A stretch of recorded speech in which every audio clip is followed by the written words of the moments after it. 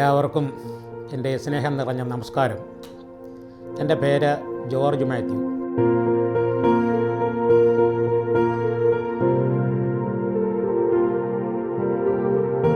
സ്ഥലം പാറങ്കോടെന്ന് പറയും. ആയൂരിനടുത്താണ്. ഏകദേശം ഒരു 7 കിലോമീറ്റർ കിഴക്ക് മാറിയാണ് ഈ പാറങ്കോടെന്ന് പറയുന്നത്. പാറങ്കോട് ഹോളി ട്രിനിറ്റി മർത്തോമ ഇടവ അംഗമാണ് ഞാൻ കഴിഞ്ഞ 39.5 വർഷക്കാലം സൗദിയുടെ പ്രദേശത്ത് ജോലി നോക്കുകയും അത് കഴിഞ്ഞ് ഇപ്പോൾ നാട്ടിലേക്ക് മടങ്ങി വന്ന് വീട്ടിലെ കാര്യങ്ങളും വിശ്രമവുമായിട്ട് ഇങ്ങനെ മുമ്പോട്ട് പോയിക്കൊണ്ടിരിക്കുന്നു. ഞാനൊരു കർഷക കുടുംബത്തിലാണ് ജനിച്ചത്. എൻ്റെ പേരൻസും കൃഷിക്കാരായിരുന്നു. സാമ്പത്തികമായി വളരെ ഉയർച്ചയില്ലെങ്കിലും ആത്മീയമായ സമ്പന്നത എൻ്റെ കുടുംബത്തിലുണ്ടായിരുന്നു. അതിന് കാരണം എൻ്റെ പേരൻസ് ദൈവത്തെ അറിയുകയും ആ വിശ്വാസത്തിൽ എന്നെയും എൻ്റെ സഹോദരനെയും ഒക്കെ വളർത്തിക്കൊണ്ട് വരികയും ചെയ്തതിനാൽ ദൈവത്തിൽ വിശ്വസിക്കുന്ന ഒരു സമ്പന്നത അനുഭവിപ്പാൻ ദൈവം ഇടയാക്കി. അങ്ങനെ ഇരിക്കുമ്പോഴാണ് സാമ്പത്തികമായിട്ടുള്ള പ്രയാസങ്ങളും ബുദ്ധിമുട്ടുകളൊക്കെ ഒരു കൃഷിക്കാർക്കുണ്ടാകുമല്ലോ, അതൊക്കെ സ്വാഭാവികമായി ഉണ്ടാകുന്നത് പോലെ ഞങ്ങളുടെ ഭവനത്തിലും ഉണ്ടായിരുന്നു. എന്നാൽ പഠിക്കുന്ന സമയത്ത് എല്ലാ ദിവസവും ട്രിവാൻഡ്രം എയർപോർട്ടിൽ നിന്നും പ്രവാസികളെ കയറ്റിക്കൊണ്ടുവരുന്ന ഒരു ബസ് കൊട്ടാരക്കര ബസ് സ്റ്റാൻഡിൽ വരും. ഞങ്ങളങ്ങനെ ബസ് കയറാനായിട്ട് അവിടെ നിൽക്കുമ്പോൾ ഈ ബസ്സിൽ വന്നിറങ്ങുന്ന ആൾക്കാരെ കാണുകയും അവരുടെ സ്റ്റൈലും മറ്റ് ക്രമീകരണങ്ങളൊക്കെ കാണുമ്പോൾ ഞാനും അവിടെ നിന്ന് സ്റ്റാൻഡിൽ നിന്ന് വിചാരിച്ചിട്ടുണ്ട്, ദൈവമേ എനിക്കും ഗൾഫിലൊക്കെ ഒന്ന് പോയി ഇതുപോലെ സ്വന്തമായി അധ്വാനിച്ച് കുറച്ച് പൈസയൊക്കെ ലഭിക്കാൻ ഒരു വഴി കിട്ടിയാൽ നന്നായിരുന്നു എന്ന് ആഗ്രഹിച്ചു.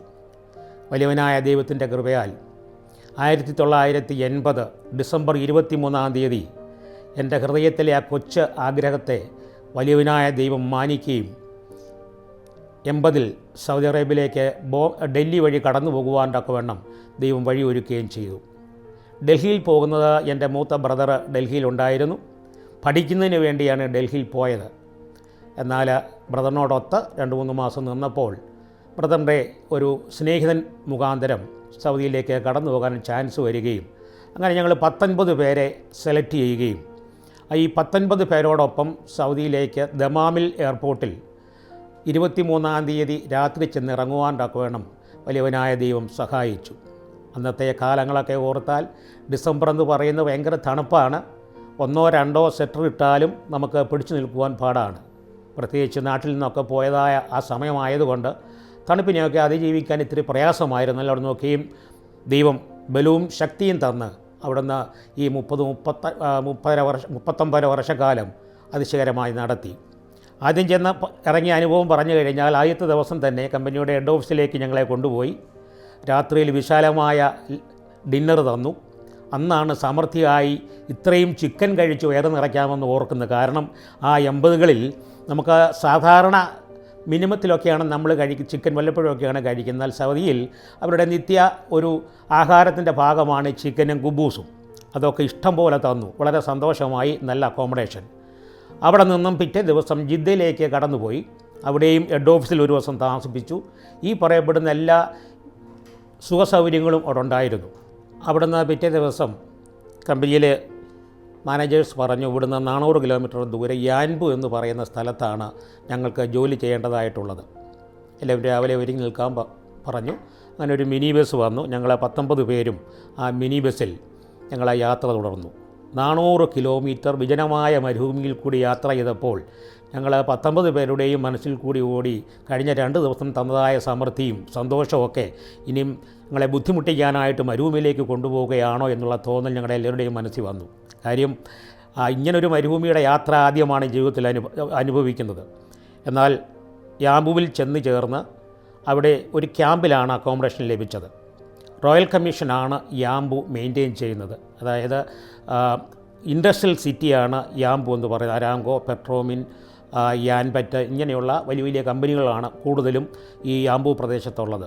റോയൽ മാനേജ്മെൻറ്റിലാണ് ഈ ഏരിയ കൺട്രോൾ ചെയ്ത് പോകുന്നത്. എന്നാൽ ക്യാമ്പ് ലഭിച്ചു. ഞങ്ങൾ 8 പേരടങ്ങുന്ന ഒരു അക്കോമഡേഷനാണ് എനിക്കന്ന് ലഭിച്ചത്. ഈ 8 പേരടങ്ങുന്ന അക്കോമഡേഷൻ എന്ന് പറയുമ്പോൾ നമ്മൾ വിചാരിക്കുന്നത് പോലെ ബോംബെയിലും മറ്റും താമസിക്കുന്നത് പോലെയുള്ളതല്ല. അമേരിക്കൻ സ്റ്റാൻഡേർഡിലുള്ളതായ അക്കോമഡേഷനാണ്. അപ്പോൾ എല്ലാവർക്കും ബെഡ് ലാമ്പ് സഹിതം എല്ലാ സൗകര്യങ്ങളോടു കൂടിയാണ് ഈ ക്യാമ്പിലുള്ളത്. ആഹാരവും അതുപോലെ ഞങ്ങൾക്ക് മെസ്സ് ഹാളിൽ നിന്ന് ലഭിക്കും. അതൊക്കെ നല്ല ഭക്ഷണങ്ങളാണ്. ലോകത്തിലുള്ള മിക്കവാറും എല്ലാ രാജ്യക്കാരും കഴിക്കുന്ന ഡിഫറെൻറ്റ് ടൈപ്പ് ഭക്ഷണവും കൗണ്ടറുമുള്ള ഭക്ഷണശാലയാണ് അവിടെ ഞങ്ങൾക്ക് ഒരുക്കിയിരുന്നത്. ആദ്യത്തെ ദിവസം മെസ്സിൽ പോയി എല്ലാ കാര്യങ്ങളൊക്കെ കാണുകയും കൂട്ടുകാരെയൊക്കെ അവിടെ ഉള്ളവരെയൊക്കെ പരിചയപ്പെടുകയും ചെയ്തു. അങ്ങനെ ഇരിക്കുമ്പോൾ ബോംബെയിലുള്ളതായ ഒരു അച്ചായൻ അടുത്ത് വന്നു. അപ്പോൾ ഈ മലയാളികളൊക്കെ ആദ്യം കടന്നു ചെല്ലുമ്പോൾ അവരൊക്കെ കുശലാന്വേഷണം പറയാനായിട്ട് കടന്നു വരുന്നത് പോലെ ബോംബെയിലുള്ളതായ അച്ചായൻ കടന്നു വന്നു, പേരൊക്കെ ചോദിച്ചു. അപ്പോൾ പ്രാർത്ഥനയ്ക്കൊക്കെ പോകുന്ന സ്വഭാവമുണ്ടോ എന്ന് എന്നോട് ചോദിച്ചു. അപ്പോൾ ഞാൻ പറഞ്ഞു പ്രാർത്ഥനയ്ക്ക് പോകുന്ന സ്വഭാവമുണ്ട്, അതാണ് ജീവിതത്തിൽ ഏറ്റവും കൈമുതലായിട്ടുള്ള സമാധാനവും ധൈര്യവും എന്ന് പറഞ്ഞു. അപ്പോൾ അച്ചായന് പറഞ്ഞു, ഞങ്ങൾക്ക് ആഴ്ചയിൽ തേഴ്സ്ഡേ നൈറ്റിൽ ഇവിടെ ഒരു ചെറിയ ക്യാമ്പിനകത്ത് ചെറിയൊരു പ്രെയറുണ്ട്, താല്പര്യമുണ്ടെങ്കിൽ വരാമെന്ന് പറഞ്ഞു. അന്ന് മുതൽ 39.5 വർഷം വരെ മുടങ്ങാതെ എല്ലാ ആഴ്ചയിലും ആരാധനയ്ക്ക് പോകുവാൻ വലിയവനായ ദൈവം സഹായിച്ചു എന്ന് പറയുന്നതിൽ വളരെയധികമായ സന്തോഷവും ധൈര്യവും ദൈവം തമ്പുരാൻ തന്നു. അതിനായിട്ട് ദൈവത്തെ സ്തുതിക്കുന്നു. യാമ്പു പ്രദേശത്ത് 10 വർഷം ജോലി ചെയ്തു. ഈ 10 വർഷവും മുടങ്ങാതെ പ്രെയർ നടത്തുവാനും ഒരു പ്രെയർ ലീഡ് ചെയ്യുവാനും ദൈവം തമ്പുരാൻ കൃപ തന്നു. ഈ 10 വർഷവും ഒരു ആഴ്ച പോലും മുടങ്ങാതെ മെസ്സേജ് കൊടുപ്പാൻ തക്കവണ്ണം ദൈവം സഹായിച്ചു. അതാണ് ഏറ്റവും വലിയ കൃപ. ഒന്നുമില്ലാത്ത എന്നിൽ കൂടി കർത്താവിൻ്റെ വചനം, ആ സത്യവചനം മറ്റുള്ളവർക്ക് പറഞ്ഞു കൊടുപ്പാനും അവിടെയുള്ളതായ ദൈവമക്കൾക്ക് അത് പ്രയോജനപ്പെടുവാനും അവർ പലരും ഇന്ന് ആ വിശ്വാസത്തിൽ ഉറച്ച് വർഷങ്ങൾ കഴിഞ്ഞെങ്കിലും ആ പ്രെയർ ഗ്രൂപ്പ് ലീഡ് ചെയ്യുവാൻ തക്കവണ്ണം അവരൊക്കെ പ്രാപ്തരാകുകയും ഇന്ന് ലീഡ് ചെയ്തുകൊണ്ടിരിക്കുകയും ചെയ്യുന്നു. അത് പറയുമ്പോൾ ദൈവത്തെ മഹത്വപ്പെടുത്തുകയല്ലാതെ എൻ്റെ മഹത്വമോ മാനമോ ബുദ്ധിയോ ഒന്നുമല്ല. ഞങ്ങളുടെ പള്ളിയിലെ ഞങ്ങളുടെ വികാരി അച്ഛൻ എപ്പോഴും പറയും, മൺകട്ടയായിരിക്കുന്ന എന്നെ വലിയവനായ ദൈവം അവൻ്റെ വേലയ്ക്കായി തിരഞ്ഞെടുത്തതോർത്ത് ദൈവത്തെ സ്തുതിക്കുന്നു. 10 വർഷം അവിടെ ഒരു കമ്പനിയിൽ തന്നെ ജോലി ചെയ്തു. ഒരു അമേരിക്കൻ കമ്പനിയാണ്, നല്ല ജോലി, മാനേജ്മെൻറ്റ്, കൂട്ടുകാർ. അത് കഴിഞ്ഞ് അക്കോമഡേഷനൊക്കെ മാറി 2 പേർ താമസിക്കുന്ന റൂമൊക്കെ ലഭിച്ചു. അങ്ങനെ അവിടെ ജോലിക്ക് ഒരു പ്രശ്നം എന്ന് പറഞ്ഞാൽ ജോലിയിൽ നിന്ന് ആളുകളെയൊക്കെ കുറയ്ക്കുന്നതായിട്ടൊരു സന്ദർഭം വന്നു. അപ്പോൾ തിരിച്ച് വീട്ടിൽ വരേണ്ടതായിട്ട് വരുമോ എന്ന് ഭയന്ന് അങ്ങനെ നിൽക്കുമ്പോഴാണ് ജദ്ദയിലേക്ക് ട്രാൻസ്ഫർ ലഭിച്ചത്. ഇനി ഇതിനിടയ്ക്ക് എനിക്കൊന്ന് പറയാനുള്ളത്, ദൈവത്തിൻ്റെ വിടുതലും കരുതലും എന്ന് പറയുന്നത്, ആദ്യമായി ജോലിയിൽ പ്രവേശിച്ച് ആദ്യത്തെ മാസത്തെ ശമ്പളം വാങ്ങാനായിട്ട് ക്യൂ നിൽക്കുമ്പോൾ 32,000 പേര് വർക്ക് ചെയ്യുന്നുണ്ട്. ക്യൂ നിൽക്കുമ്പോൾ അവിടുത്തെ ഒരു സെക്യൂരിറ്റി ഒരു പേപ്പർ കഷ്ണം മാനേജറുടെ കയ്യിൽ കൊണ്ടു കൊടുത്തു. 2 ID നമ്പർ വായിച്ചു. ഈ 2 ID നമ്പറുള്ള വ്യക്തികൾ മാറി നിൽക്കാൻ പറഞ്ഞു. അതിൽ ഒരു ID നമ്പർ എൻ്റെയാണ്, ഒന്ന് എൻ്റെ കൂടെ വർക്ക് ചെയ്യുന്ന ഒരു ഫിലിപ്പൻ സഹോദരൻ്റെയാണ്. അപ്പോൾ എന്താ പ്രശ്നമെന്ന് ചോദിച്ചു കഴിഞ്ഞാൽ, മറ്റേ ഈ ഫിലിപ്പൻ സഹോദരൻ വർക്ക് ചെയ്യുന്ന ആ വ്യക്തി വർക്ക് ചെയ്യുന്ന ഏരിയയിലുള്ള ഒരു സൗദിയുടെ വീട്ടിൽ നിന്നും ഒരു ടേപ്പ് റെക്കോർഡർ മോഷണം പോയി എന്ന് പുള്ളി കംപ്ലയിൻറ്റ് ചെയ്തു. അതിൻ്റെ പേരിലാണ് ഞങ്ങളെ 2 പേരെയും മാറ്റി നിർത്തത്. എന്നെ മാറ്റി നിർത്തി എന്തിനാണെന്ന് ചോദിച്ചാൽ, ആ ഗ്രൂപ്പിൻ്റെ ലീഡറായിട്ട് വർക്ക് ചെയ്യുന്ന അന്ന് ഞാനാണ്, അതുകൊണ്ടാണ് എന്നെയും കൂടെ പരാതി ചെയ്തത്. അങ്ങനെ 2 പേരെയും മാറ്റി നിർത്തി. ചുരുക്കി പറഞ്ഞാൽ ദൈവത്തിൻ്റെ കൃപയാൽ ഈ സൗദി കൊടുത്തതായ ആ കംപ്ലയിൻറ്റ് കള്ളമാണെന്ന് സൗദി തന്നെ പറയുകയും, ഈ ഫിലിപ്പൻ യുവാവ് അവിടെ വർക്ക് ചെയ്യുന്നത് അവന് ഇഷ്ടമില്ലാത്തത് കൊണ്ട് അവനെ മാറ്റാൻ വേണ്ടിയാണെന്ന് അവൻ സത്യം പറയുകയും, അത് കേസൊന്നുമില്ലാതെ പിറ്റേന്ന് തന്നെ എല്ലാം സോൾവ് ചെയ്യുവാനായിട്ട് വലിയവനായ ദൈവം സഹായിച്ചു. ദൈവം ചെയ്ത അത്ഭുതം, അവങ്കിലേക്ക് നോക്കിയിട്ട് പ്രകാശിതരായി അവരുടെ മുഖം ലജ്ജിച്ചു പോയിട്ടില്ല എന്ന് ഈ 39 വർഷക്കാലത്തിനിടയ്ക്ക് അനേകം സന്ദർഭങ്ങളിൽ പറയുവാൻ തക്കവണ്ണം ദൈവം സഹായിച്ചിട്ടുണ്ട്. ഒരു ഇൻസിഡൻറ്റിലൂടെ പറയട്ടെ. യാമ്പുവിൽ നിന്നും ജദ്ദയിലേക്ക് ഞങ്ങൾ 4 പേര് കൂടി കാറിനകത്ത് കടന്നു പോകുമ്പോൾ യാത്ര ചെയ്ത് 400 കിലോമീറ്റർ ഉണ്ട്. ഇപ്പോഴവിടെ കടകളൊക്കെ റോഡ് സൈഡിലുണ്ട്. അപ്പോൾ ഒരു സൈഡിൽ കട കണ്ടപ്പോൾ ഞാൻ പറഞ്ഞു, നമുക്ക് ഒരു സുലൈമാനി, അതായത് കട്ടൻ ചായ കുടിച്ചിട്ട് പോകാം. ഏതാണ്ട് ഒരു 3 മണി നേരമേ ആയുള്ളൂ. 2 മണിക്ക് ചോറുണ്ടിട്ട് യാത്ര ചെയ്യുകയാണ്. അപ്പോൾ കൂടെ ഇരുന്ന് എല്ലാവരും പറഞ്ഞു, ഇപ്പം വേണ്ട, അടുത്ത നമുക്ക് പെട്രോൾ പമ്പിൽ നിന്ന് നമുക്ക് സുലൈമാനി കുടിക്കാം. ഞാൻ പറഞ്ഞു, അല്ല, എനിക്കിപ്പം കുടിച്ചേക്കും, ഉറക്കം വരുന്നു എന്ന് പറഞ്ഞു. അങ്ങനെ വണ്ടി നിർത്തി. ഞങ്ങൾ 4 പേരും പുറത്തിറങ്ങി നോക്കിയപ്പോൾ ഞങ്ങൾ കാണുന്നത്, ഞങ്ങൾ ഓടിച്ചുകൊണ്ടിരിക്കുന്ന ആ വണ്ടിയുടെ ബോണറ്റിൽ നിന്നും തീയുടെ പുക പൊങ്ങി വരുന്നതായിട്ടാണ് കാണുന്നത്. ബോണറ്റ് തുറന്ന് നോക്കിയപ്പോൾ അതിനകത്തെ ഒരു പൈപ്പ് ടൈറ്റാകാൻ വേണ്ടി മസ്കിൻ ടേപ്പ് വെച്ച് ചുറ്റിയിരുന്നു. ആ ടേപ്പ് ചൂടുകൊണ്ട് ഇളകി താഴെ വീണ് ആ ചൂട് തട്ടി തീ പിടിക്കുകയാണ്. തീ എരിഞ്ഞുകൊണ്ടിരിക്കുന്നതായ ആ സന്ദർഭമാണത്. എത്ര കരുതലാണ്! കർത്താവ് അന്നേരം ആ തോന്നൽ തരാതിരുന്നുവെങ്കിൽ ഞങ്ങൾ 4 പേരും ആ വാഹനത്തിൽ തീയുടെ ബുദ്ധിമുട്ടുകളാൽ അപായപ്പെട്ടു പോയേനെ. എന്നാൽ ദൈവം തക്ക സമയത്ത് തൻ്റെ മക്കളെ വിടുവിക്കുന്നു എന്ന് ഒന്നുകൂടെ വിശ്വസിപ്പാൻ തക്കവണ്ണം ദൈവം ഇടയാക്കി. എൻ മനമേ യഹോവയെ വാഴ്ത്തുക, എൻ്റെ സർവാന്തരംഗമേ വിശുദ്ധനാമത്തെ വാഴ്ത്തുക. എൻ മനമേ യഹോവയെ വാഴ്ത്തുക, അവൻ്റെ ഉപകാരങ്ങളൊന്നും മറക്കരുത്. തമ്പുരാൻ ഒരുപാട് ഉപകാരങ്ങൾ ഈ സൗദിയുടെ ജോലി സമയങ്ങളിലൊക്കെയും ദൈവം തമ്പുരാൻ തന്നു. അതുകൊണ്ടാണ് പാട്ടുകാരൻ പറയുന്നത് പോലെ, അവൻ ചെയ്ത നന്മകൾ ഓർത്തിടുവാൻ നാവിത് പോരാ, നാളിത് പോരാ, ആയുസ്സും ഇതുപോരാ. അത്രമാത്രമാണ് കടൽ തീരത്തെ മണൽത്തരി പോലെ അവൻ എന്നെ മരുഭൂമിയിൽ നടത്തിയത്.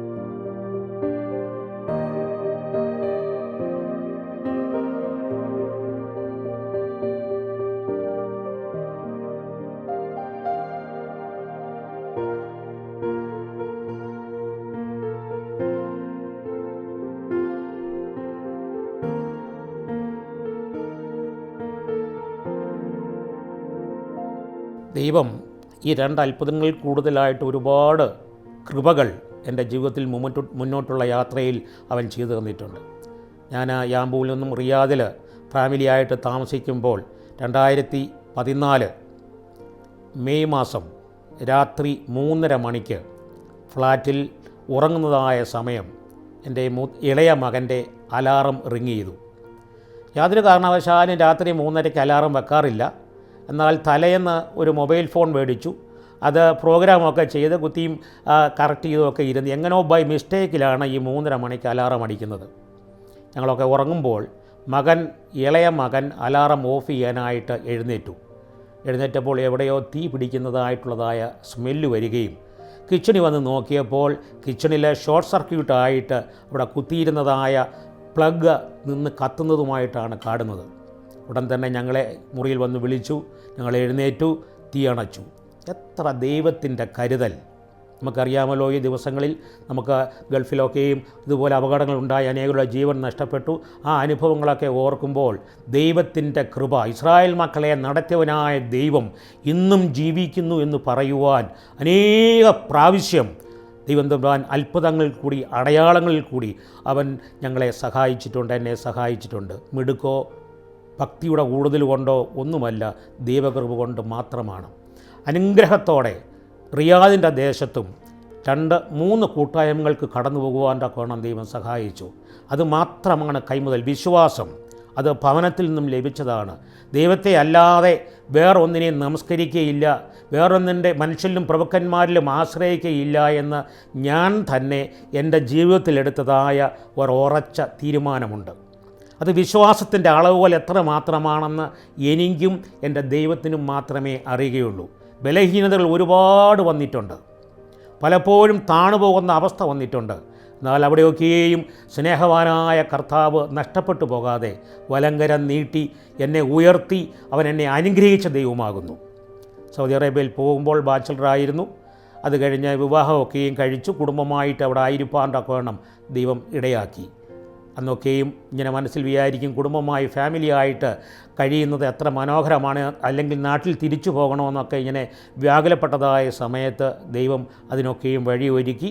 കഴിഞ്ഞ 4 വർഷങ്ങൾക്ക് മുമ്പ് വരെ റിയാദിൻ്റെ ദേശത്ത് അനുഗ്രഹത്തോടെ ആയിരിക്കാണ്ടൊക്കെ വേണം വലിയവനായ ദൈവം എന്നെ സഹായിച്ചു എന്ന് പറയുന്നതിൽ വീണ്ടും ദൈവത്തെ സ്തുതിക്കട്ടെ. സൗദി അറേബ്യയിലെ എൻ്റെ ജോലി സമയം രാവിലെ 8 തൊട്ട് വൈകിട്ട് 5 മണി വരെയാണ്. എന്നാൽ ഉച്ചയ്ക്ക് ലഞ്ച് ടൈമിലും മറ്റെല്ലാ സമയങ്ങളിലും നടക്കുമ്പോഴും ഇരിക്കുമ്പോഴും പ്രവർത്തിക്കുമ്പോഴും ജോലി ചെയ്യുമ്പോഴൊക്കെയും ദൈവത്തിൻ്റെയുള്ളതായ ചിന്തകളുമായി ദൈവകൃപയിൽ ആയിരിക്കാൻ തക്കവണ്ണം ദൈവം സഹായിച്ചു. കൂടെ ജോലി ചെയ്യുന്നവരെല്ലാ നാഷണാലിറ്റീസുമുണ്ട്, എല്ലാ മതവിശ്വാസങ്ങളിലുമുണ്ട്. എങ്കിലും പരസ്പര ഒരു സ്നേഹവും വിശ്വാസവും ജീവിതത്തിൽ സാക്ഷീകരിപ്പാണ്ടൊക്കെ ഇടയാക്കി. എല്ലാവരോടും സ്നേഹമായിട്ട് ഇടപെടുവാനും അവർ എന്നോട് സ്നേഹമായിട്ട് ഇടപെടുവാനും പരസ്പരം കരുതുവാനും ഒക്കെ ദൈവം തമ്പുരാൻ അതത് ആൾക്കാരെ തക്ക സമയത്ത് ഒരുക്കി.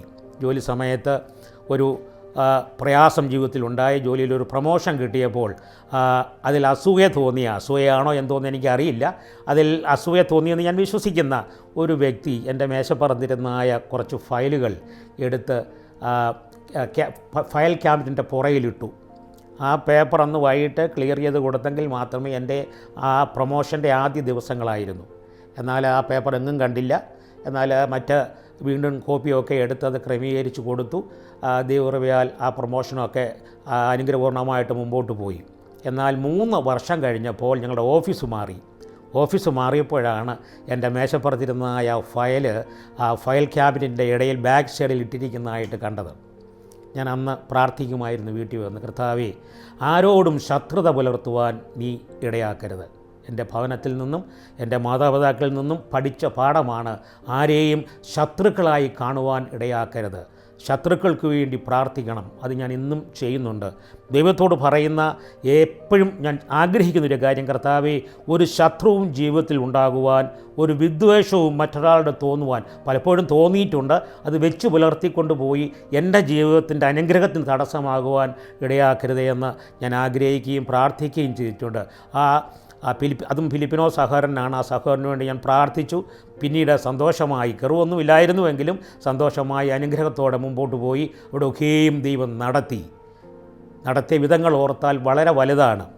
ആഗ്രഹിച്ചതിലും നനച്ചതിലും അപ്പുറമായി, വിദ്യാഭ്യാസത്തിനപ്പുറമായി, സൗദികളൊക്കെ ഇരിക്കേണ്ടതായ പോസ്റ്റിന് മുകളിലായി, സൗദികളൊക്കെയും നമ്മുടെ കൂടെ ജോലി ചെയ്യുമ്പോൾ അവരുടെ മുകളിലിരിക്കുന്ന ഒരു കസരയിൽ ഇരുത്തുവാനൊക്കെ വേണം.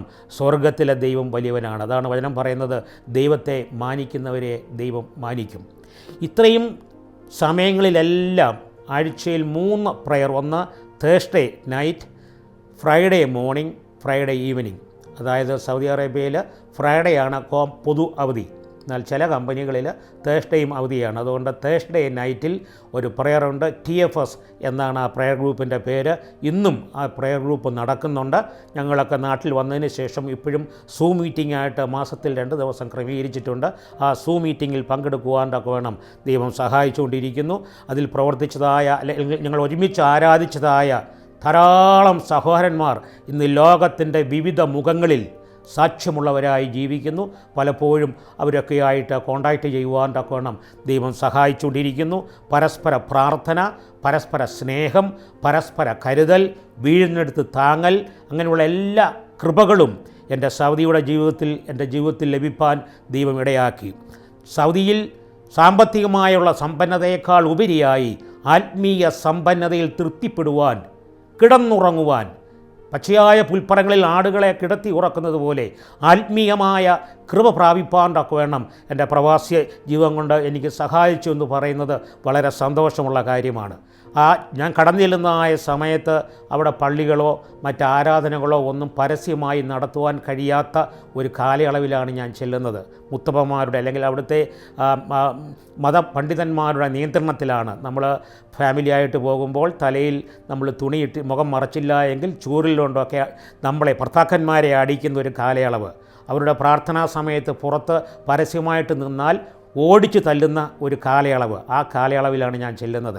എന്നാൽ അവിടെ നിന്നൊക്കെ അതൊക്കെ മാറി ഇപ്പോൾ നല്ല പുരോഗതി സൗദി അറേബ്യയിൽ കാണുവാൻ തക്കവണ്ണം സഹായിച്ചു. അന്നും ഇന്നും സൗദി അറേബ്യ എനിക്ക് നല്ലതാണ്. അവിടുത്തെ നിയമം കർശനമാണെങ്കിലും നമുക്ക് യാതൊരു പ്രയാസവും ഉണ്ടാക്കാത്ത, അവനവൻ്റെ കാര്യം നോക്കി സത്യസന്ധമായി ജീവിക്കുന്നവർക്ക് അനുഗ്രഹത്തോടെ ജോലി ചെയ്യുവാനും സേവ ചെയ്യുവാനും പറ്റുന്ന ഒരു രാജ്യമാണ് സൗദി അറേബ്യ എന്ന് ഞാൻ പറയും. ഇന്നും ഞാൻ സൗദി അറേബ്യയ്ക്ക് വേണ്ടി പ്രാർത്ഥിക്കുന്നുണ്ട്. നമ്മൾ എവിടെ ആയിരുന്നാലും അവിടുത്തെ അധികാരികളെയും മേലധികാരികളെയും സ്നേഹിക്കുകയും ബഹുമാനിക്കുകയും അവർക്ക് വേണ്ടി പ്രാർത്ഥിക്കുകയും ചെയ്യണമെന്നാണല്ലോ ദൈവം നമ്മളെ പഠിപ്പിക്കുന്നത്. അത് ഇന്നും ചെയ്യുന്നുണ്ട്.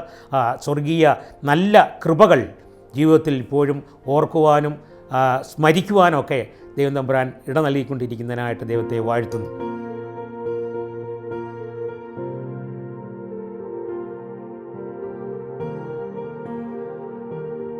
ഇത്രയൊക്കെ പറഞ്ഞാലും ആദ്യകാലങ്ങളിൽ സൗദി അറേബ്യയിൽ പോയതായ സമയം തനിച്ചാണ് കടന്നു പോകുന്നത്. വേറൊരു സാഹചര്യം, ഉറ്റവരും ഉടയവരുമില്ലാത്ത ഒരു അന്യനാട്ടിൽ കടന്നുപോയി. ഞാൻ സൗദി അറേബ്യയിൽ പോകുമ്പോൾ ഒരാഗ്രഹമാണ് ഉണ്ടായിരുന്നത്, 5 ലക്ഷം രൂപ സേവ് ചെയ്യണം. ഇത് ഫിക്സഡ് ഡെപ്പോസിറ്റിലിട്ട് മാസം തോറും ഇൻകം കിട്ടിയാൽ വീട്ടിലെ ചെലവും കാര്യങ്ങളൊക്കെ നടത്താമല്ലോ എന്നുള്ള ധാരണയിലാണ് പോകുന്നത്. എന്നെയാണ് 40 കൊല്ലം സൗദി അറേബ്യയിൽ നിർത്തിയത്. അതോടെ നിൽക്കട്ടെ. ഇവിടുന്ന് തനിച്ച് സൗദിയിൽ ചെന്ന് പല ദിവസങ്ങളിലും തനിച്ചിരുന്ന് കരഞ്ഞിട്ടുണ്ട്. ഒറ്റപ്പെടലിൻ്റെയും വീട്ടിൽ മാതാക്കന്മാരെ സംരക്ഷിപ്പാൻ കഴിയുന്നില്ലല്ലോ എന്നുള്ളതായ ആ ചിന്തകളൊക്കെ പലപ്പോഴും മനസ്സിന് ഭാരം തന്നതായ നിമിഷങ്ങളുണ്ട്. എന്നാൽ ആ സമയത്തൊക്കെ ദൈവവചനം വായിക്കുവാനും ബലപ്പെടുവാനും ദൈവത്തിൽ ശരണപ്പെടുവാനും ദൈവം സഹായിച്ചു. അപ്പോൾ എന്ത് പ്രശ്നങ്ങളുണ്ടെങ്കിലും ഞാൻ പറഞ്ഞിരുന്നല്ലോ, ആ ആദ്യ നാളുകളിൽ പ്രാർത്ഥനയ്ക്ക് പോയതായ അനുഭവം. അപ്പോൾ നല്ലൊരു ബന്ധം, നല്ലൊരു കൂട്ടായ്മയൊക്കെ ഉള്ളതുകൊണ്ട് പരസ്പരം കൈത്താങ്ങുവാൻ, അല്ലെങ്കിൽ ഞങ്ങളൊക്കെ ബാച്ചിലേഴ്സ് ആയിരിക്കുമ്പോൾ പ്രേയറിന് പോകുമ്പോൾ വരുന്നതായ ഫാമിലികളുമായി കുഞ്ഞുങ്ങളുമായി ഒക്കെ ഇടപെടുമ്പോൾ ആ മനസ്സിലുണ്ടാകുന്നതായ സന്തോഷവും സമാധാനവും, കൂടാതെ ആ കാലയളവിൽ പരസ്യമായി ദൈവത്തെ ആരാധിക്കുവാനോ പ്രാർത്ഥന നടത്തുവാനോ കഴിയുകയില്ല എന്ന് ഞാൻ ഓർമ്മിപ്പിച്ചല്ലോ. എന്നാലും നാട്ടിൽ നിന്നൊക്കെയും പാസ്റ്റേഴ്സും മറ്റ് സുവിശേഷകരൊക്കെ വന്ന് അവിടെ ദൈവവചനം പറഞ്ഞിട്ടുണ്ട്. അവർ ഏത് സുവിശേഷകർ വന്നാലും എല്ലാ സഭാ വിഭാഗങ്ങളിലും അവർ പോവും, പ്രസംഗിക്കും, ദൈവവചനം കേൾക്കാനായിട്ട് ഒരുങ്ങിപ്പോവും. അങ്ങനെയൊക്കെ ചെയ്യുന്ന ഒരു കാലയളവായിരുന്നു ആ 80കളും ആ നാളുകളൊക്കെ. എന്നാൽ ഇന്ന് അതൊക്കെ കടന്നു വരുന്നവരൊക്കെ കുറഞ്ഞു. അതിൻ്റെ കാരണം ഇപ്പോൾ അത്ര കർശനമായിട്ടുള്ള നിയമങ്ങളൊന്നും അവിടെ ഇല്ലാത്തത് കൊണ്ട് ഇന്ന് പല സുവിശേഷകരും പല വൈദികരൊക്കെയും അവിടെ വരുന്നുണ്ട്. വിശുദ്ധ കുർബാനയൊക്കെ അവിടെ കൊടുക്കുന്നുണ്ട്. ബഹറിൽ നിന്നൊക്കെയും പുരോഹിതന്മാർ അവിടെ വന്ന് വിശേഷ ദിവസങ്ങളിലും മറ്റ് ദിവസങ്ങളിലൊക്കെ അവിടെ കുർബാനയും ആരാധനയൊക്കെ നടത്തുകയൊക്കെ ചെയ്യുന്ന ഒരു കാലയളവാണ് ഇപ്പോൾ. അവിടെ അതിനൊക്കെ പങ്കെടുക്കുവാനൊക്കെ വേണം ദൈവം തമ്പുരാൻ ഇടയാക്കി. ചെല്ലുന്നതായ സമയത്ത് ഭീകരതയാണ്, അല്ലെങ്കിൽ ഭയങ്കര ഭയത്തോടു കൂടിയാണ് പോകുന്നത്. എൻ്റെ അനുഭവസാക്ഷി ഒന്നുകൂടെ പറഞ്ഞാൽ, ഞങ്ങൾ പ്രയർ നടത്തിക്കൊണ്ടിരിക്കുമ്പോൾ, ഞാൻ മെസ്സേജ് കൊടുത്തുകൊണ്ടിരിക്കുമ്പോൾ ഡോറിൽ വന്ന് മുത്തപ്പന്മാർ മുട്ടി പടപടാന്നടിച്ചു. ആ അടിയുടെ ശബ്ദം കേട്ടപ്പോൾ ഞങ്ങൾക്ക് തോന്നി ഇത് നോർമൽ ഒരു മുട്ടോ തട്ടോ അല്ല എന്ന് പറഞ്ഞ് ഞങ്ങൾ നിശബ്ദരായിട്ട് അനങ്ങാതിരുന്നു. ഒന്ന് ആലോചിച്ച് നോക്കണം. എന്നാൽ അവർ തിരിച്ചു പോയി. പിറ്റേന്ന് വന്ന് ആ മുറിയിൽ വീണ്ടും മുട്ടി. അപ്പോൾ ആ മുറിയിൽ ഉണ്ടായിരുന്ന ആ സഹോദരൻ കതക് തുറന്നു, അകത്ത് കയറി ബൈബിളും മറ്റ് കാര്യങ്ങളൊക്കെ പിടിച്ചു. പുള്ളി 6 മാസം ജയിലിലിട്ടു. എന്നാൽ കമ്പനിയൊക്കെയും ഇടപെട്ട് മറ്റ് ഉപദ്രവങ്ങളോ ഒന്നും ഉണ്ടാകാതെ 6 മാസത്തിന് മുന്നമേ തന്നെ കമ്പനിയുടെ സ്വാധീനം ഉപയോഗിച്ച് പുള്ളിയെ നാട്ടിലയച്ചു. അങ്ങനെയുള്ള സംഭവങ്ങളൊക്കെ ഉണ്ട്. ഇതൊക്കെ ഓർക്കുകയും പറയുകയും ചെയ്താൽ ഏറെയുണ്ട്. അതുകൊണ്ടാണ് നാവിത് പോരാ നാളിത് പോരാ എന്നൊക്കെ എപ്പോഴും സ്തുതിപ്പാൻ തക്കോണം, പറയുവാൻ തക്കോണം പാട്ടുകാരനോട് ചേർന്ന് ദൈവം സഹായിക്കുന്നത്. കടന്നു പോകുമ്പോൾ ഏകനായിരുന്നുവെങ്കിലും തിരിച്ചു വന്നപ്പോൾ കുടുംബമായി സന്തോഷവും ദൈവകൃപയും അനുഭവിപ്പാൻ ദൈവം ഇടയാക്കി. സൗദി അറേബ്യയിൽ നിന്നും വെക്കേഷനായിട്ട് നാട്ടിൽ കടന്നു വന്നപ്പോൾ മാതാക്കന്മാരാലോചിച്ചു, ഒരു വിവാഹം ആലോചിച്ച് നടത്താം. അപ്പോൾ എൻ്റെ മൂത്ത ബ്രദറിൻ്റെ വിവാഹം കഴിഞ്ഞു. ആയൂരാണ് എൻ്റെ ജ്യേഷ്ഠത്തിയുടെ വീട്. ഒരു പുരോഗതിനുള്ളതായ ഒരു ഭവനമാണ്. ബ്രദർ പോയി കഴിഞ്ഞപ്പോൾ ഫാദർ പറഞ്ഞു, എനിക്കും ഒരു വിവാഹം ആലോചിക്കാം. അങ്ങനെ 2-3 വിവാഹ ആലോചനകൾ വന്നു. ആ ഒരു ആലോചന വന്നപ്പോൾ ചണ്ണപ്പട്ട എന്നൊരു ആലോചന വന്നപ്പോൾ എൻ്റെ പിതാവ് എന്നോട് പറഞ്ഞു, മോനെ, കിഴക്കോട്ട് നിന്ന് ആശീർവാദം പറയുന്ന ഒരു ഉപദേശിയുടെ മകളാണ്, നമുക്കതും മതി. ആലീസ് ജോർജ് എന്നാണ് പേര്. അങ്ങനെ പോയി കാണുകയും ആലീസിനെ വിവാഹം കഴിപ്പാണ്ടൊക്കെ വേണം ദൈവം സഹായിക്കുകയും ചെയ്തു. ഉൽപ്പത്തി പുസ്തകത്തിൽ പറയുന്നത് പോലെ തക്കതായ തുണ അന്ന് മുതൽ ഇന്ന് വരെയും കൂടെ ഉണ്ടായിരുന്നു. ആത്മീയ കാര്യങ്ങളിൽ കൂടെ ഉണ്ടായിരുന്നു. വഴക്കുണ്ടാക്കും, അങ്ങോട്ടും ഇങ്ങോട്ടും ദേഷ്യപ്പെടും. എന്നാൽ വൈകുന്നതിന് മുമ്പായിട്ട് ആ ദേഷ്യവും വഴക്കും തീരും. പരസ്പരം അറിയുകയും സ്നേഹിക്കുകയും കരുതുന്ന തക്കതായ ഒരു തുണയായിരുന്നു വലിയവനായ ദൈവം ഞങ്ങൾക്ക് തന്നത്. നല്ലൊരു കുടുംബജീവിതമായിരുന്നു. ഞാനും എൻ്റെ കുടുംബവുമോ ഞങ്ങൾ യഹോവയെ സേവിക്കും. ഞാൻ ആരാധിക്കാൻ പോകുന്നിടത്ത് ഞങ്ങൾ ഒരുമിച്ച് പോകുവാൻ, അനേക കൂട്ടായ്മകൾ ഒന്നിച്ച് മുട്ടുമടക്കുവാൻ, കണ്ണുനീരോടെ ദൈവത്തോട് പ്രാർത്ഥിപ്പാനോ ഒക്കെ ദൈവം തമ്പുരാൻ സഹായിച്ച അനുഗ്രഹിക്കപ്പെട്ട സന്തോഷത്തിൻ്റെ ഒരു കുടുംബമാണ് എൻ്റെ എന്ന് പറയുന്നതിൽ വളരെ സന്തോഷവും ചാരിതാർത്ഥ്യവുമുണ്ട്. എനിക്ക് 3 കുഞ്ഞുങ്ങളാണ്. മൂത്ത 2 ആൺകുഞ്ഞുങ്ങൾ ഇരട്ടകളാണ്. മൂന്നാമത്തേതും മകനാണ്. അതിലെ മൂത്ത മകൻ MCH കഴിഞ്ഞിട്ട് ട്രിവാൻഡ്രം ഹോസ്പിറ്റലിൽ വർക്ക് ചെയ്തുകൊണ്ടിരിക്കുന്നു. അദ്ദേഹം വിവാഹിതനാണ്. വൈഫും ഡോക്ടറാണ്, പീഡിയാട്രീഷ്യനാണ്, മെഡിക്കൽ കോളേജിൽ വർക്ക് ചെയ്തുകൊണ്ടിരിക്കുന്നു. 2 ആൺകുഞ്ഞുങ്ങൾ അവർക്ക്. രണ്ടാമത്തെ ആൾ ട്രിവാൻഡ്രത്ത് നമ്മുടെ ടെക്നോ പാർക്കിൽ ജോലി ചെയ്യുന്നു. MBA ഒക്കെ കഴിഞ്ഞിട്ട് ഫൈനാൻസ് കൺട്രോളറായിട്ട് നല്ലൊരു കമ്പനിയിൽ ജോലി ചെയ്യുന്നു. വൈഫ് എറണാകുളം FACTയിൽ MBA ഒക്കെ കഴിഞ്ഞ് അവിടെയും ജോലി ചെയ്യുന്നു. അവർക്കും 2 കുഞ്ഞുങ്ങളാണ്, 2 ആൺകുഞ്ഞുങ്ങളാണ്. അങ്ങനെ 4 പേരക്കുഞ്ഞുങ്ങൾ ദൈവം തമ്പുരാൻ തന്നു. കുഞ്ഞുങ്ങൾ എന്ന് പറയുന്നത് ദൈവത്തിൻ്റെ ദാനമാണ്. അത്രയും ദൈവം സ്നേഹിക്കുന്നു. കഴിവുകൊണ്ടല്ല, മിടുക്ക് കൊണ്ടല്ല, ദൈവത്തിൻ്റെ സ്നേഹം അത്രമാത്രം വലുതാണ് ഞങ്ങളുടെ കുടുംബത്തിന്മേൽ. 3-ാമത്തെ ആൾ പഠിച്ചുകൊണ്ടിരിക്കുന്നു. ബോംബെയിലാണ്. ബോംബെ ഫ്ലൈയിങ് ക്ലബ്ബിൽ പൈലറ്റായിട്ട് കോഴ്സ് പഠിച്ചുകൊണ്ടിരിക്കുന്നു. ഇപ്പോൾ സ്റ്റുഡൻറ്റ് പൈലറ്റായിട്ട് ലൈസൻസ് ഒക്കെയും കിട്ടി. ഇനി ബാക്കി അവേഴ്സ് കൂടെ കവർ ചെയ്ത് അത് കംപ്ലീറ്റ് ചെയ്യാൻ വേണ്ടി ബോംബെ ഫ്ലൈയിങ് ക്ലബ്ബിൽ ഇപ്പോൾ പഠിച്ചുകൊണ്ടാണ് ഇരിക്കുന്നത്. ഇതൊക്കെ ഓർക്കുമ്പോൾ എത്രയോ അതിശയകരമായി കൂട്ടുകാൽപരമായി ദൈവം നടത്തുന്നു.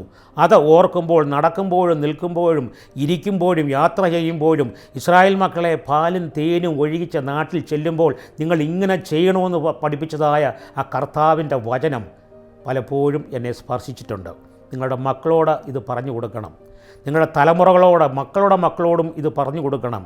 ഇല്ലെങ്കിൽ ആദ്യകാല ജീവിതത്തിൽ ദൈവം നടത്തിയതായ ആ കൃപ മക്കൾ മറന്നുപോയിട്ട് സമൃദ്ധിയുടെ നാളുകളെ മാത്രം അവർ മനസ്സിൽ വെച്ചുകൊണ്ട് പ്രവർത്തിക്കും. അങ്ങനെ പ്രവർത്തിക്കുമ്പോൾ മറ്റുള്ളവരെ സഹായിപ്പാൻ അവരുടെ മുമ്പിൽ അല്ലെങ്കിൽ അവരുടെ സഹായം ചോദിക്കുന്ന ഒരു വ്യക്തിയുടെ പ്രയാസം മനസ്സിലാക്കാൻ കഴിയാതെ പോകും. അവർ കഴിയണമെങ്കിൽ ദൈവം കഴിഞ്ഞ കാലങ്ങളിൽ നമ്മളെ നടത്തിയ ഇല്ലായ്മയുടെ കാലത്ത്, പ്രയാസങ്ങളുടെ കാലത്ത്, കപ്പ പുഴുങ്ങി തിന്നതായ കാലത്ത് ദൈവം അതിശയകരമായി നടത്തി ഇത്രയും അനുഗ്രഹങ്ങൾ തന്നു. അത് നമ്മുടെ മാതാപിതാക്കന്മാരുടെ പ്രാർത്ഥനയാണ്. അത് നമ്മളും ഏറ്റെടുത്ത് നമ്മുടെ തലമുറകൾ അനുഗ്രഹിക്കപ്പെടുവാൻ, ആ രീതിയിൽ അവരെ വളർത്തിക്കൊണ്ടുവരുവാൻ സഹായിക്കണമേ എന്ന് പ്രാർത്ഥിക്കുന്ന ഒരു അനുഭവത്തിൽ ആയിത്തീരണമെങ്കിൽ ദൈവം നടത്തിയതായ ആ വഴികളെ അവർക്ക് സൗമ്യമായി പറഞ്ഞു കൊടുക്കണം. കർത്താവിൻ്റെ കൃപയാൽ എനിക്ക് ഓർമ്മ വെച്ച നാൾ മുതൽ ഇതുവരെയും കുടുംബ പ്രാർത്ഥന ഇല്ലാത്ത ഒരു ദിവസം ഞങ്ങളുടെ ഭവനത്തിൽ ഉണ്ടായിട്ടില്ല. അന്ന് മുതൽ ഇന്ന് വരെ ആ കുടുംബ പ്രാർത്ഥനയുണ്ട്. വചനം പറയുന്നത്, കൂടാരത്തിൽ പ്രാർത്ഥനയുണ്ടോ പുറത്ത് സ്വർഗീയ മന്ന നിനക്ക് വേണ്ടി ദൈവം പൊഴിപ്പിക്കും. സ്വർഗീയ മന്നയുടെ രൂപത്തിൽ നീ കാണാത്തതും കേട്ടിട്ടില്ലാത്തതുമായ അനുഗ്രഹം നിൻ്റെ ജീവിതത്തിൽ നൽകുവാൻ തക്കവണ്ണം വലിയവനായ ദൈവം നല്ലവനാണ്. കൂടാരത്തിനകത്ത് പ്രാർത്ഥന ജീവിതം, നമ്മുടെ കൂടാരമാകുന്ന ഹൃദയത്തിനകത്ത് പ്രാർത്ഥന ജീവിതമുണ്ടെങ്കിൽ നമ്മളെപ്പോഴും നേർവഴിയിൽ നടത്തുവാൻ പരിശുദ്ധാത്മാവ് എപ്പോഴും നമ്മുടെ കൂടെയുണ്ട് എന്ന് നമ്മൾ മനസ്സിലാക്കുകയും ആ ദൈവത്തിൽ പൂർണ്ണമായിട്ട് ആശ്രയിപ്പാൻ തക്കവണ്ണം നമുക്ക് സാധിക്കുകയും ചെയ്യണം. രണ്ടാമതായിട്ട് ദൈവത്തിൻ്റെ രക്ഷ, കാൽവറിയിൽ ക്രൂശിൽ കൂടി നമുക്ക് നേടിത്തന്ന രക്ഷയെ നാം മനസ്സിലാക്കുകയും വിശ്വസിക്കുകയും ചെയ്യണം. വിശ്വാസത്തിൻ്റെ നായകനും പൂർത്തി വരുത്തുവാനുമായ യേശു ക്രിസ്തുവിനെ നോക്കി ജീവിപ്പാൻ അല്ലെങ്കിൽ വിശ്വസിപ്പാൻ നമുക്ക് സാധിക്കണം. ഈ വിശ്വസിക്കുക എന്ന് പറയുമ്പോൾ വെറുതെ വായിച്ച് കേൾക്കുകയും ആരാധനയിൽ പങ്കെടുക്കുമ്പോൾ നമ്മൾ മെസ്സേജ് കേൾക്കുകയും ചെയ്യുന്നതിനപ്പുറമായി ഹൃദയത്തിനകത്ത് ദൈവവും നമ്മളുമായിട്ട് ചെയ്യുന്ന ഉടമ്പടിയുടെ ആ ബലമാണ് വിശ്വാസം.